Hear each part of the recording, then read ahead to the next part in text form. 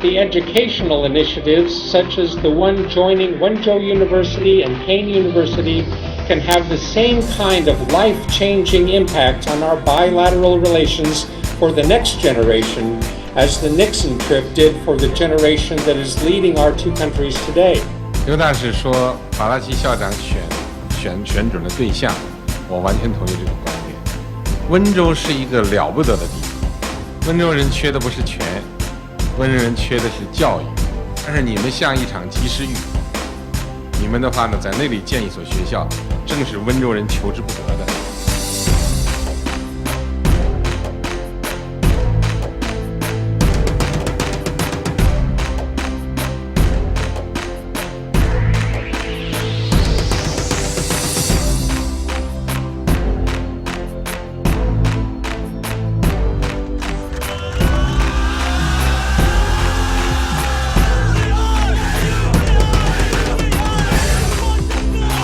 Being from New Jersey and going all the way across the world to China was amazing. Sometimes I think about it and it's like, did I really do that? To travel all the way across the world was a once-in-a-lifetime experience for me, and I'm very grateful. I'm really proud of King University for such an experience.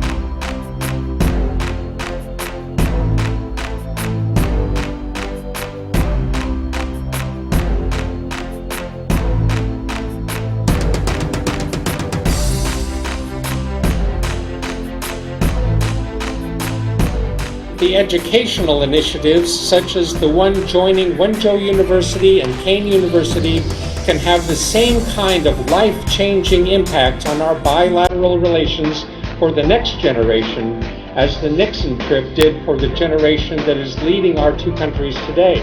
刘大使说，法拉奇校长选准了对象，我完全同意这个观点。温州是一个了不得的地方，温州人缺的不是权，温州人缺的是教育。但是你们像一场及时雨，你们的话呢，在那里建一所学校，正是温州人求之不得的。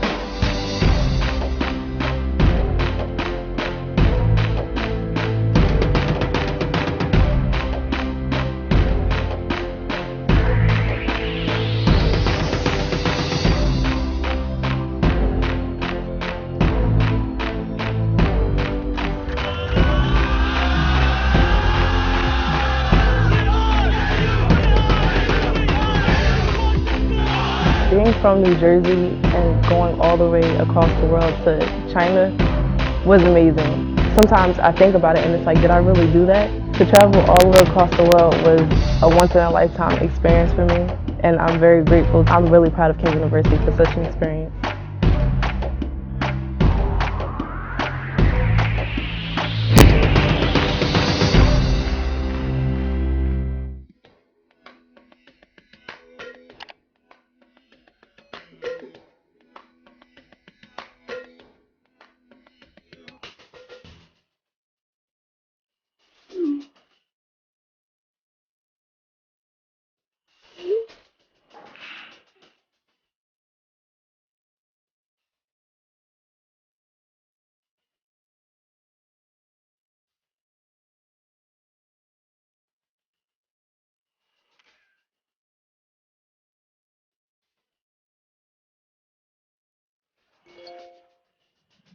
One, two.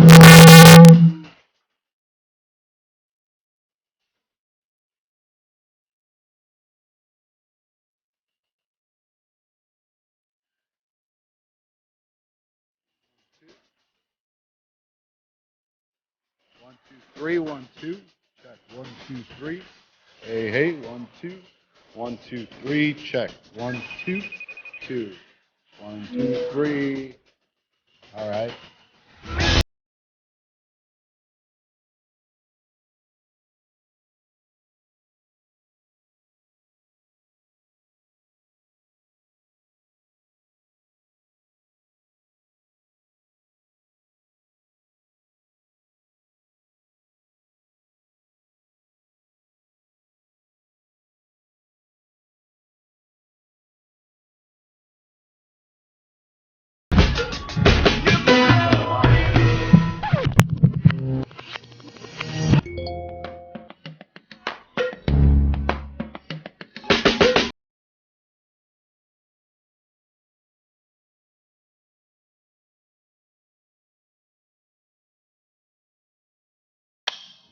Four, 1, 2, 3, 4. 1, 2, 3, 4. Check. 1, 2, 3, 4. Hey, hey, hey, hey, hey, hey.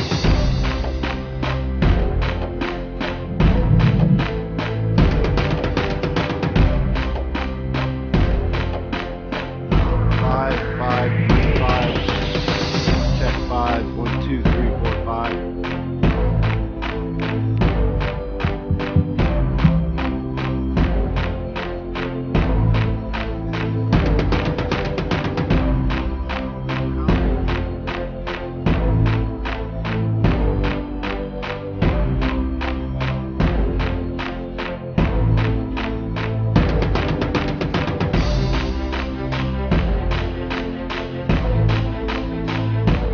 The educational initiatives, such as the one joining Wenzhou University and Kean University, can have the same kind of life-changing impact on our bilateral relations for the next generation as the Nixon trip did for the generation that is leading our two countries today.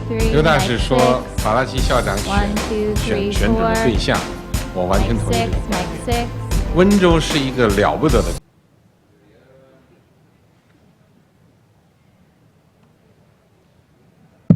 7, mic 7, 1, 2, 3, 4, 5. Perfect.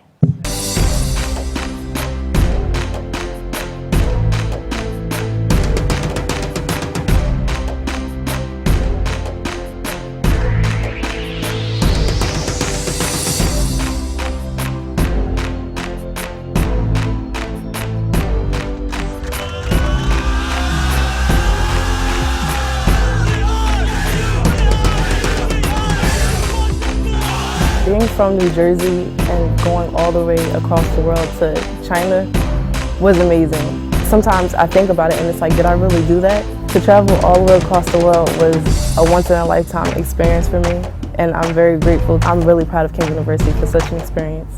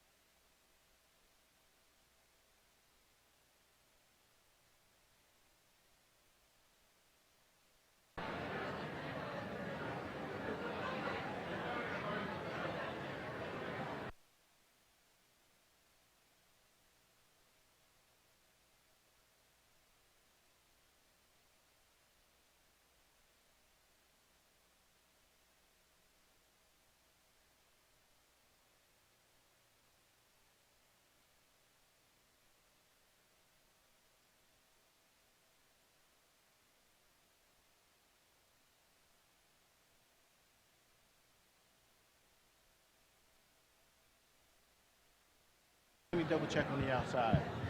Good morning, everyone. What a change in the weather, right? And it's so appropriate for this topic, changing landscapes. Hopefully, going forward, getting clearer and making things even more effective. I'm Janice Murray-Laurie, Vice President for Student Affairs. It's my pleasure to welcome you to this Title IX event. It's a discussion and an update on the law. As I said, kind of changing landscape, hopefully for the better, in that we will strengthen and improve what we're doing. Year-round, I know that I get calls in my office as the Vice President for Student Affairs overseeing several campus life departments. I know that Academic Affairs gets calls. I know that Human Resources does.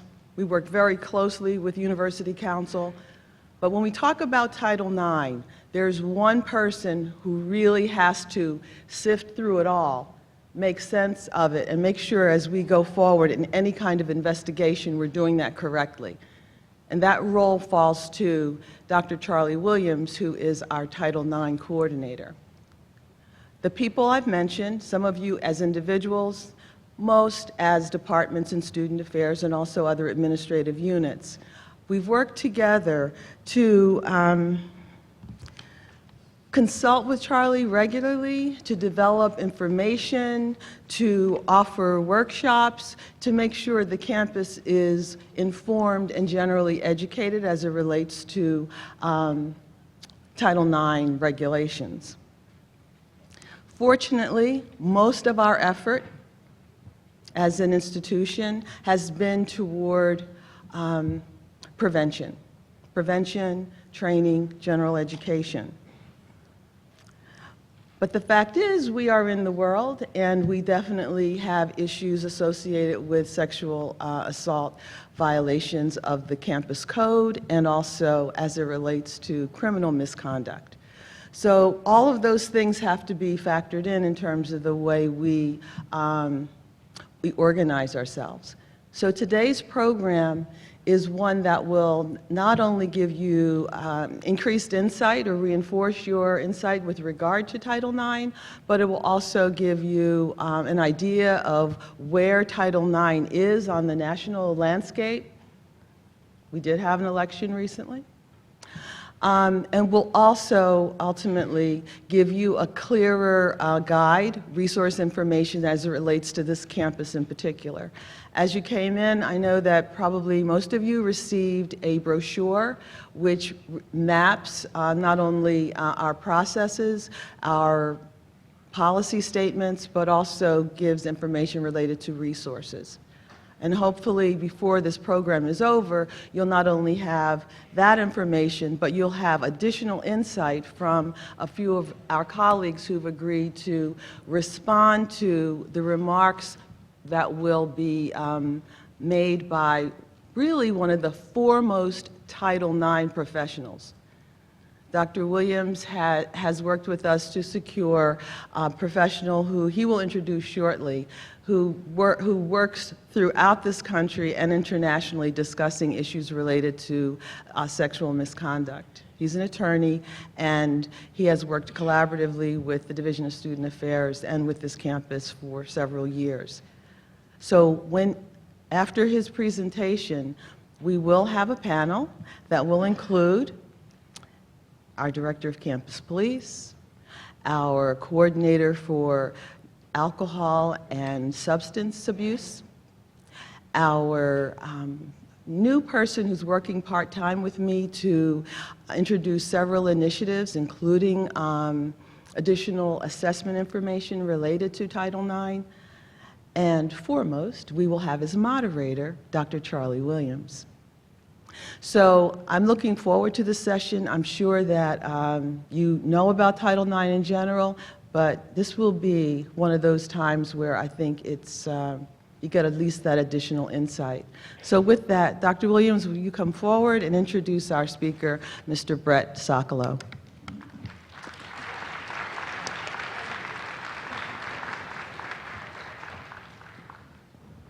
So good morning, everyone. It's good to be back here on Kane 2017 Professional Development Day. I'll be really quick since we are kind of already into our time frame for the session, and our speaker is pretty dynamic. He has a lot to offer.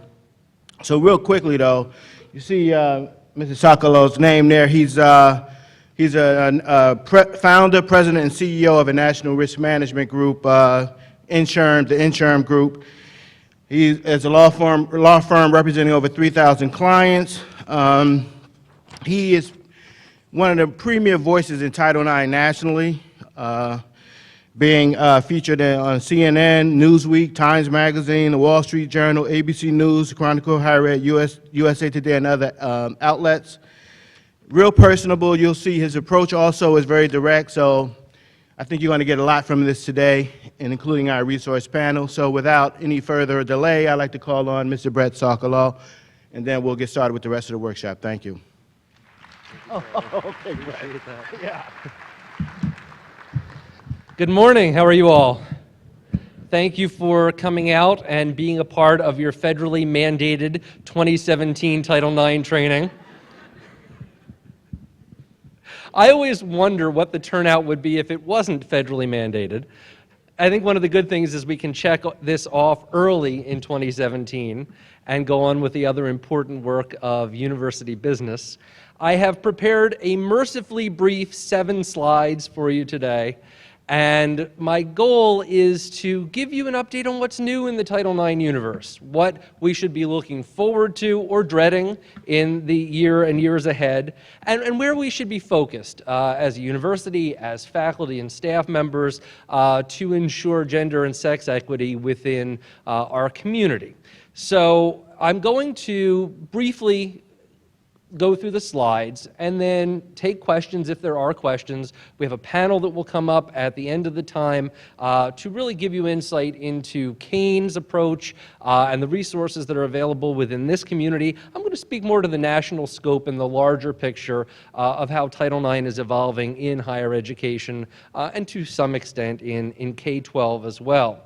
And where I want to start is with the idea that the basics, the fundamentals, are still the right starting point. And if we can, as a university community, make sure that we have mastered or mistressed, if we're going to be gender equitable, the basic compliance elements to Title IX, then the rest is details. And there, of course, are important details, but I really think that it would be remiss of me to not highlight the broad strokes and make sure that we are all focused on them as part of the training that we have this morning. Now, it's simplistic to say that you can boil Title IX down to 9 requirements, but there really are sort of 9 thematic commandments to Title IX that are overarching and that really are super principles, if you will, above the other details that Title IX requires. And I've separated this graphic into 3 parts of the process, right? Because for any university that is trying to address gender, sex discrimination, sexual misconduct, sexual harassment of any kind, we have an investigation, we have a resolution process, and we have the remedies that we put in place subsequent to a finding. And so there are really 3 requirements for each of those phases: the investigation, the resolution process, and the remedies. Federally, and these are all commandments that come from either the regulations or the statute itself, the investigation must be thorough, it must be reliable, it must be impartial. And those are easy things to say, but that really sets a high bar when, of course, the tyranny of the immediate means that investigations are always under a time pressure and a crunch for demands on our time to be focusing elsewhere. But investigations always come up at 5 o'clock on a Friday and require us to provide immediate attention to them in a way that is willing to turn over every rock. I always tell investigators when I train them, you're a bloodhound, and you've got to go after every lead and really figure out what happened to the extent that you can, which is the thorough requirement. And then the investigations must be reliable. At the end of the investigation, we have to be able to show that the findings rest on reliable, solid evidence that was gathered through the investigation process. And this is easier said than done because there are biases, there are influences that are political that come into play in any university system. And so the goal for us has to be to screen out those influences and to make sure that we're following the evidence wherever it goes, no matter how uncomfortable the result may be. See Baylor University from 2016 if you'd like to see just how uncomfortable it can be to follow that evidence, or what Penn State continues to go through today. I don't know if you also, the article was published this week that the Associated Press has quantified the total cost to Penn State of the Sandusky scandal to date at $237 million. Yeah. So the need for reliability of evidence is critical, because otherwise the administrators who were involved, the students who were involved, they wind up fighting in the courts for years and years and years on whether the investigation came out right, whether the information was accurate. So, I can talk about the principle of reliability in theory, but demonstrating it in a real life situation like that is all the more, I think, impressive. And then finally, impartiality, right? Those who conduct our investigations must be free of bias, free of conflicts of interest, able to act independently, and follow that evidence wherever it leads without the political influences that I mentioned. And a lot of what we talk about in impartiality, especially in training investigators, is checking and being aware of implicit bias, making sure that your investigation team is diverse, and that you are culturally competent for addressing the subject matter that comes up in a variety of investigations that implicate civil rights. And so this is a strong emphasis for all colleges and universities. I know it always has been at Kane to be professional in the investigations that we do, and we thank you in advance for your cooperation to the extent that any of you are ever called on to participate in investigations that are underway here, to provide essential evidence, and to support your colleagues who, if you are a witness, may very much be relying on the evidence that you have available. The overall process, as you see in the second row, requires us to be prompt, to be effective, and to be equitable. And I love that there's a federal law that requires us as professionals to be effective. I think that's remarkable.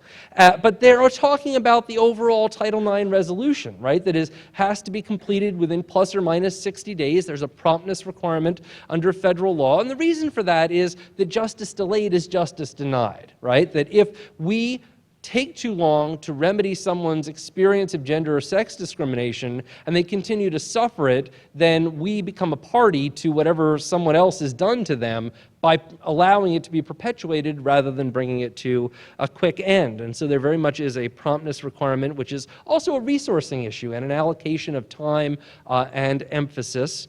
And then there is this requirement that we be effective in our resolutions. And really what that means is that we are able to demonstrate to the Department of Education, to the courts, if it comes to that, that our climate is such, our environments are such, that when we are aware of gender-based or sex-based hostility, we're addressing it proactively, that we are willing to discipline those who infringe upon our rules, and that we are monitoring the effectiveness of whatever discipline we put in place and remedies we put in place to make sure they actually work and that they're complied with. And so you'll see climate surveys are very common on college campuses today because it's one of the ways that we demonstrate the effectiveness of what we do should the Department of Education come asking. And then, of course, the requirement of equitability is probably the most central to all of Title IX, this idea that the rights, privileges, benefits, and opportunities that we afford to men in a college community, we also afford to women, and that the rights, privileges, benefits, and opportunities we afford to women, we also afford to men, so that neither gender has a leverage or a superiority over the other, and that everyone has a level playing field, including those who do not even identify by the gender binary. Equity isn't the same thing as equality. It's not exactly the same thing as fairness, but it has elements of both of those. I always tell folks when I'm training that equity to me means doing what's fair under the circumstances, where the under the circumstances part of that is probably the most important part because it's context specific and it is specific to the nature of the impediment or the deprivation that someone may have experienced. And all colleges struggle with equity, right? Equity is a goal rather than something where we look back at it and say, oh yes, we've been doing equity for years. We're always moving toward equity, and greater equity within our communities is a boon for all of us. And then finally, in terms of remedies, 3 requirements as well at the bottom of the slide, that each and every time that university officials have notice of discrimination, we bring it to an end promptly, right? That we act to prevent its recurrence, to prevent it from happening in the future, and that we remedy the effects on the victim who's experienced the discrimination and on the wider community. And I think under Title IX, sometimes we forget this wider community part, this piece where we update our policies and we do more training and we re-emphasize the need to adhere to Title IX and other statutes like the Federal Violence Against Women Act, which also pertains in this area quite directly. And so there's a remedy for victims, a remedy for the community as well. And so if we can keep our eyes on these 9 superarching principles and requirements of the law, I think we do justice by Title IX. Sure, there's a lot of detail. If when we get to the question period, if you want me to dig more deeply into that, I certainly will. But really what I want to get into now is the question probably a lot of you came in with, which is, where is Title IX in the age of Trump? And is there a Title IX in the age of Trump? Should I be looking for a job at Kean University because as soon as he takes office, I'm going to be out of a job? And how do we perpetuate Title IX into the future given the uncertainty that is in place? And I think that where I want to start this part of the conversation is by emphasizing to all of you that uncertainty isn't policy. And I'm already hearing policymakers on college campuses try to anticipate what's going to happen, make policy accordingly. Well, we're looking forward and we think we can lighten up our Title IX budget a little bit and relax a little bit in terms of staffing, and the heat's going to be off. We don't know what's going to happen. There are certainly lots of rumors. The media will create a story where there isn't necessarily one, and thereby scare all of us that Title IX is in some sort of peril. But I think ultimately we need to wait and see what happens. I am certain that Title IX will not be emphasized in the Trump administration the way it was under the Obama and Biden administrations. Title IX and gender equity, and sexual assault in particular, were issues near and dear to Vice President Biden's heart. So he was driving that in a very intentional way because it was a high priority for him. Maybe we will find someone in the new administration who considers that equally high a priority, or we may well see some de-emphasis. A lot of the reporters who call me weekly now, they want to know, are we going to see a complete evisceration of Title IX? Are we going to see a mild rollback? Is the Dear Colleague letter from 2011, which was so seminal to shifting how Title IX is addressed on college campuses, does that endure? What really is going to unfold? And if I understand the Republican mindset, it's generally that they don't want to overregulate us, right? And so if the Obama administration and the Democrats who were in power were very interventionist and very activist about implementing guidance and regulations, I think you'll find that the Republicans are less likely to do so. But to create a whole new set of regulations would be an un-Republican thing to do. Right? So in some sense, I think there's just going to be a backing off. There's going to be maybe a repeal of the Dear Colleague letter and the guidance that came along with it. That could happen. And the Department of Education saying, it's up to you, just like it was before 2011, to navigate your own path forward and figure out what you need to do to comply with Title IX. But they're not going to say you can't comply with Title IX or you don't need to comply with Title IX. They may say there isn't a lot of penalty attached through the Department of Education to not complying with Title IX. There may be a change in enforcement that comes along with the regime change in Washington, D.C. But I think that what we can probably anticipate is a benign neglect. Right? It's there. We've got to deal with it. Title IX's on the books. It's not going anywhere from the Washington perspective. And so is VAWA 304. The new section of the Violence Against Women Act isn't going to be repealed. And so I think there'll be the heat is off kind of approach taking place. And for some of us that will be welcome. For others of us that may be a cause for concern. I think that amongst the more proactive universities and colleges, this is a breathing opportunity, a chance to say, what do we want to do as best practices to serve our community as well as we can on these issues without the federal government holding a gun to our heads and controlling and micromanaging every decision that we make on this front. I think there is an opportunity to reinvent and reimagine what Title IX compliance should be like, absent a very activist and interventionist OCR.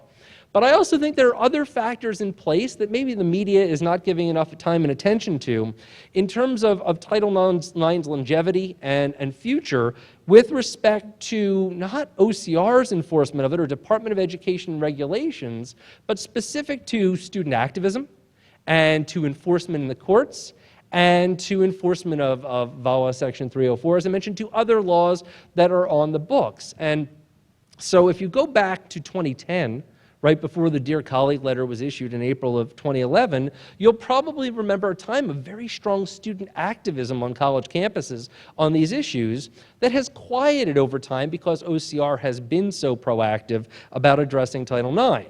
Well, without OCR's strong voice, I think it's reasonable to expect that student activism is going to again push to the forefront as one of the forces that causes colleges and universities to remain on their toes and to keep Title IX a priority.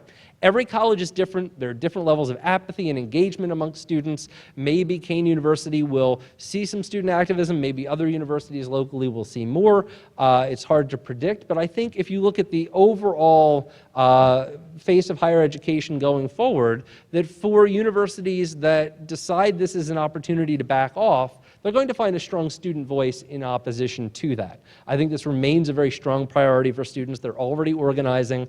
As a matter of fact, two of the most prominent student grassroots groups that have a lot of networking through social media, one is Know Your Nine, the other is End Rape on Campus, they actually have already launched a Twitter campaign to convince nominee DeVoe, Betsy DeVoe, the nominee for Secretary of Education, to emphasize in her confirmation hearings her rededication and commitment to Title IX.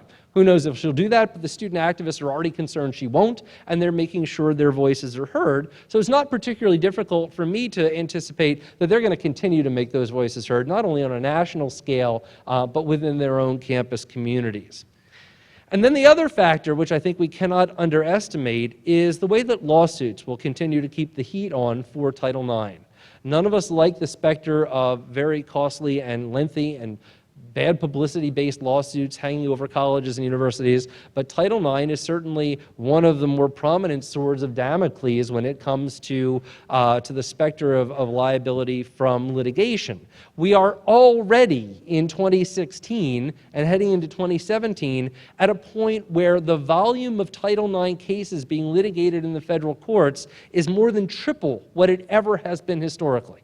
We already are facing more than 300 cases of litigation against colleges and universities arising from Title IX and related sexual misconduct. I anticipate that that trend will at least continue, if not exacerbate. And certainly if the economy takes a downturn, and who knows whether or not it will, but if it does, that always spikes lawsuits. And so looking forward, my crystal ball says that the heat remains on in the sense of continued pressure on colleges and universities from the litigation front. And it may well be that the federal judges who hear these cases see themselves as the only line of defense that's left for Title IX if the Trump administration really rolls things back. And keep in mind, of course, that 80% of the sitting federal judges right now are Obama appointees. They're going to have a certain political perspective, for the most part, that they bring to Title IX cases, and that political perspective may be enhanced by the notion that there isn't a companion level of enforcement from the Department of Education as there has been over the last 6 years, and therefore the courts have a unique obligation to keep Title IX strong through whatever term of office the Republicans hold in Washington, D.C.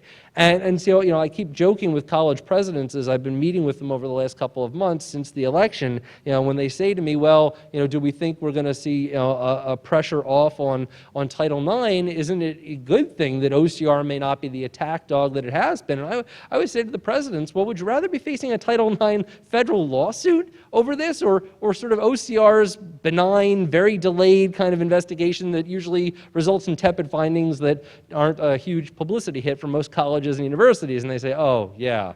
And so, I always think that when there is a change like this in Washington, we've got to be careful what we wish for and how much change we hope that will happen with respect to Title IX. Some of us are hoping for none. Some of us are hoping for fundamental change. Always has a backlash or a counter effect on what may be anticipated. So if OCR backs off, the federal courts put pressure on.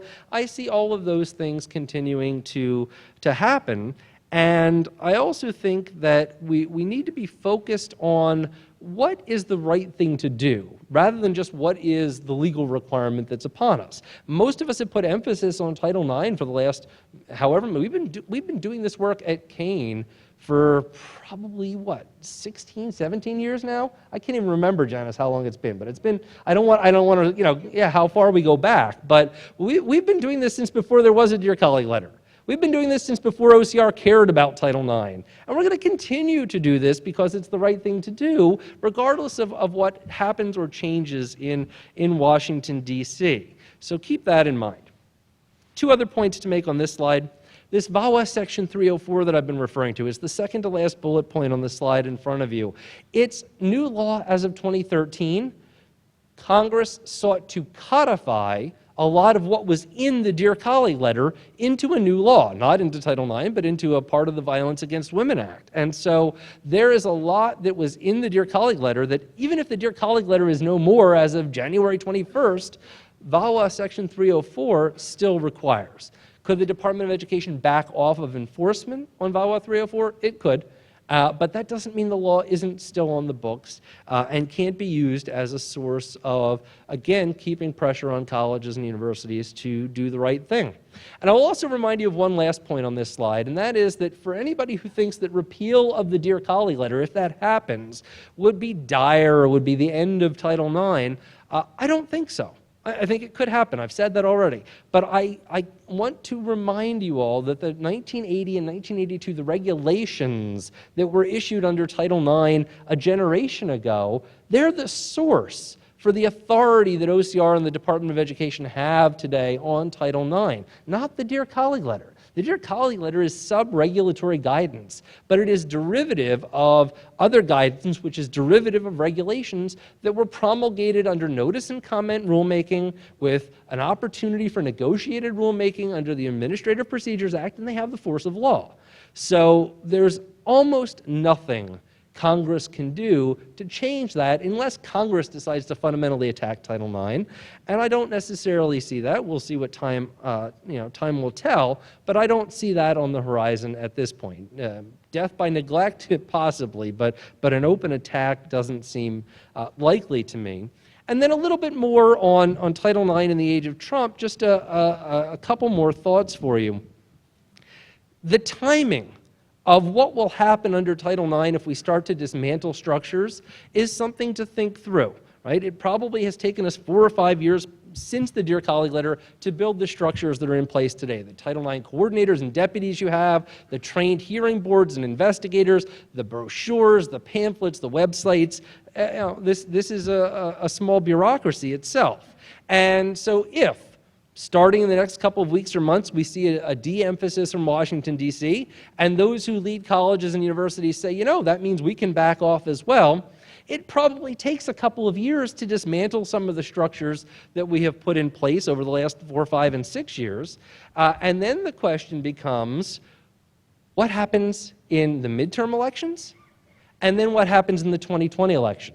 Because if by 2018 we've dismantled some of these structures and the Democrats sweep back in at some level in 2020, by 2021, OCR is going to be back in business. We're going to have to rebuild all those structures that we started to dismantle, and we only got 2 years to do it. So rather than beating a hasty retreat, even if they do in Washington, D.C., I think the key is to maintain at least the status quo, make whatever progress we can, and wait to see what happens. Maybe there will be 8 years of Trump or 8 years of Republicans. We don't know at this point. But if there are only 4 years, that's a pretty short time as far as Title IX's history, which now goes back 44 years. And so if we roll things back now, we may have to roll them right up again in just a few short years. And it probably will cost us more to rebuild than to maintain some level of status for the programs that we've already put in place. I also think that we have to look at the state picture, not just the federal picture. You've seen in neighboring New York already, in California, a few other states, state-level activism on these issues. Both New York and California have implemented state-level Title IX laws, and they require affirmative consent, and they require all sorts of procedural and due process protections in the cases that colleges and universities handle. The laws apply to public colleges, private colleges, and so if there is a federal de-emphasis in the states where legislatures are controlled by Democrats or where the governor's office is controlled by Democrats, you may see state-level activism coming into play. Now, is that New Jersey today? No, but New Jersey has elections coming up as well, and so the question will be if there is a shift in governance at the state level, and of course there has to be, then what does that mean for the potential for state-based legislation that continues to keep an emphasis on these issues? I think it's worth at least looking toward and potentially anticipating. And if you believe, as I do, that gender and sex equity is an inherent good, then again, you come back to this right thing to do concept, that the need to ensure that the community is welcoming and hospitable to all, regardless of gender identity, regardless of sex, regardless of sexual orientation, is an institutional priority that happens to have federal backing, not an institutional priority because it is a federal requirement. So that is sort of my short summary of where I think things will go in the age of Trump. Maybe next year I'll be standing in front of you saying, boy, did I get that wrong. At which point we'll have a conversation about what the next steps will be, as we're always constantly adjusting. You know, I had a reporter call me recently who said, do you think there are going to be a lot of changes and how will we cope? And I said, have you looked at what happened in higher education on Title IX since 2011? There have been nothing but changes. Every time we thought we understood what the feds wanted, they changed the game again, passed another law, issued more guidance and clarification. I've been punch drunk from this for 5 years. And so is everybody who does this kind of work, because it's the pace of change has been enormous. Maybe it'd be nice to get a little bit of a break, to breathe a little bit, and to get our footing under us and have a period where there isn't that much change, to get better at what we do. Or maybe with change ahead, if in fact that's the case, we'll just adjust to the changes as they come, as we have been since the Dear Colleague letter hit. But you know, this idea that big changes are in the offing, I found humorous from this reporter. That's all it's been for me. I sort of sit around waiting for the next missive from OCR to fundamentally change everything we've been doing and putting in place for the last couple of years, because that's how it's been every time I've turned around so far. So where should your attention be right now? And by your attention, I mean our attention as colleges and universities. I think if you look nationally, a lot of the focus still has to be on the concept of affirmative consent. I always put the affirmative in quotes, and for the pedantic among us, I hope you will appreciate this, but it's not necessary. Consent is affirmative by definition. It's permission. You don't need to call it affirmative consent because that's redundant. And so I call it consent, which is active permission by word or action for sexual activity, for sexual comments, whatever else it might be. And I think that the challenge for colleges, irrespective of federal regulation right now, is to figure out how to operationalize consent as it becomes the norm on every college campus in the country. It's one thing to say we have a consent-based policy and we require consent here, but we really have to know what we mean by that. And there are some colleges that I think have suddenly awakened in 2017 and realized they've become the sex police. And I worry about that, because Title IX and OCR activism wasn't meant to turn us into the sex police. And if you're an administrator who relishes being in the sex police, you're in the wrong industry. I don't want to be deeply diving into the monitoring of student sexual mores or that of faculty members, God forbid. And so I hope you can appreciate that. And that's not what Title IX was meant for either. But it always takes a while to find a golden mean, if you will, when new regulations come in or new rules are in place, and we're struggling with that as a field. I'll give you a quick example of a case study I'm dealing with right now. It's a case study for you. For me, it's federal litigation. We had 2 students in California who became what they called friends with benefits. Have you heard that term before? Yeah, it just means sort of, no strings attached sex. But as we investigated the case, we came to learn they weren't friends. They called themselves friends with benefits, but they were just benefits with benefits. There was no friendship to it. They got together, they had sex, and they never talked to each other otherwise. Some of you may consider that a perfect relationship, I don't know. And so these 2 students hooked up at the beginning of the year on this college campus, and the first time they had sex, they had a problem with penetration. He was well endowed, she was on the smaller side, and it was uncomfortable. I know, you thought you'd hear this morning, right? Welcome to every day of my career. I am very popular at cocktail parties as a result. So they had to do some physical negotiating around getting the act of sexual intercourse to work. Eventually, they made it work. They had sex for the first time, but it was not without some logistics and some ouch here and there and repositioning and the like. They decided, despite this interesting first attempt, to have sex a second time. The second time they had sex, she had him stop partway through the sexual encounter because it was so uncomfortable for her. I think she was a little sore from the first encounter still, and they just couldn't find a comfortable position. They resorted to oral sex, finished what they were doing. During this second sexual interaction, there was also some slapping of the buttocks involved. I have no idea if that's part of your sex life. It isn't mine, but it was part of theirs. And so I don't know whether the slapping of the buttocks was welcomed, but it happened. And so there was then a third sexual encounter between them. They were still interested in each other. And during this third sexual encounter, there was discomfort. Again, physically, in terms of the logistics. They repositioned a couple times, and at one point she said, "No, stop." Couldn't have been clearer.